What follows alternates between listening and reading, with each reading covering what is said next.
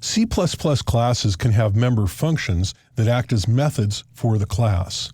Let's go ahead and make a working copy of working.cpp. We'll paste this into our working project and open it in the editor. I'm going to go ahead and just create a quick and simple little class here. We'll call this class A, and we'll give it one data member. And remember that data member is private because we haven't declared it otherwise. And I'm going to type the word public here. And you'll notice that Eclipse is really nice about flush lefting that for us. And we'll go ahead and declare a couple of public interface methods. And these are what are called accessors, these types of methods, because they're going to be used to access that private data member.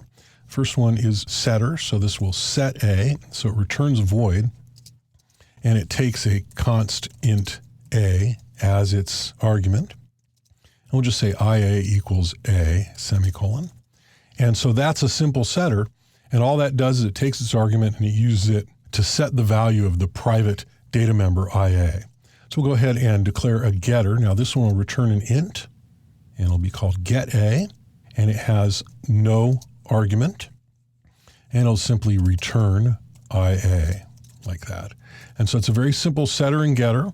These are called accessor methods. They're used for accessing private data members, and they're very common. And so that's a very simple little class for our experimenting with here. Now we'll declare an object based on that class. So we do that like that. The capital A is the class type, and the lowercase a is now the object that's an instance of that class. And we'll use our setter to set the value. We'll give it a value of, say, 47. And then we'll use our getter to retrieve the value. And we're going to use cout to display it like that. And we'll just compile and run this, and you'll see that it prints a 47 exactly as we expected. Now we can easily set and get values from our simple class. Now it's common object-oriented practice, and it's considered best practice actually, to separate the interface from the implementation. This is done by declaring the member functions in the class definition and defining them later.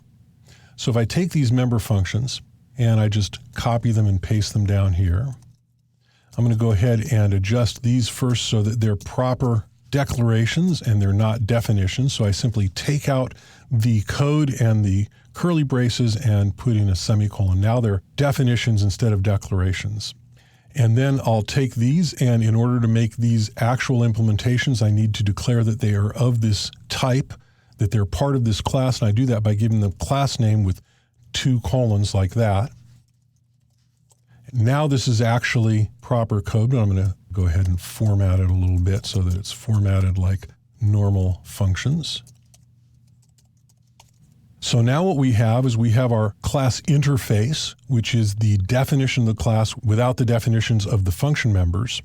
And we have our implementation, which is the function members by themselves. Normally these would be in separate files. The class definition would be in a file called something like a.hpp. And the class implementation would be in a file called something like a.cpp. And then everything else would be in other files that would be linked to the object file after the compilation process. But for our purposes, for the purposes of teaching, it's really convenient to have all these small little examples in one file. So just know that this is not normally how it's done. There's one other very important detail here that you need to understand at this point, and that's the concept of something called const functions or const safe functions. So we're going to illustrate that by creating another A object, and this one we'll call B, and we'll simply assign the first one to it. So we now have an object B that's of type A, and we have copied object A into B, so it's got exactly the same data members. So we would expect that we would be able to do this and simply say B, and that we would get the same value. I'm going to go ahead and put a string in here so we know which is which. And when I compile and run this, you'll see that we got A is 47 and B is 47. Now, if I take B and I declare it as a const object, like that, with the const keyword, now you notice we immediately get an error. So the error message says, overload of endl, which is just weird, and invalid arguments, candidates are int getA. So the problem here is really with this, invalid arguments.